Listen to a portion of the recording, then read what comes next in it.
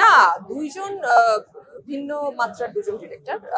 আশফাক নিপুণ একরকম ডিরেক্টর, আর রায়হান রাফি অন্য ভিন্ন রকম ডিরেক্টর। বাট দুইজন ডিরেক্টরই এত ভালো যে দুজন ডিরেক্টরের সাথে কাজ করলে আর্টিস্টের লোড কমে যায়, আর্টিস্টের প্রেশারটা কমে যায়। নিপুণ ভাইয়ের ন্যারেশন ফ্যান্টাস্টিক ন্যারেশন, মানে সে এত ভালো ন্যারেশন দেয় একটা ক্যারেক্টার ব্রিফিং এর সময় যে এফোর্টটা অনেক এফোর্টলেস হয়ে যায়। আর রাফিও সেম, রাফির ক্ষেত্রে তাই। সো আসলে বলি না যে আমি ভীষণ লাকি, বা যারা আসলে আশরাফ নিপুণ বা রায়হান রাফির সাথে কাজ করতে পারে সেসব আর্টিস্টরা অনেক লাকি। হ্যাঁ, সেসব আর্টিস্টরা অনেক লাকি যে তারা খুব ভালো কন্টেন্টের সাথে, ভালো ডিরেক্টরের সাথে ভালো কাজ নিয়ে দর্শকের সামনে আসতে পারে। প্রত্যেকটা কাজই আসলে আলাদা আলাদা। হ্যাঁ, তো এটা ডিপেন্ড করে সাকসেসফুল যে যখন যে কাজটা সাকসেসফুল হয়। আজকে মহানগর নিয়ে কথা হচ্ছে, এই জন্য মহানগর সাকসেসফুল একটা প্রজেক্ট ছিল মহানগর 2। তো আশা করছি আমি সাকসেসফুল হবে এবং এটা নিয়ে মানুষ একই ভাবে কথা বলবে।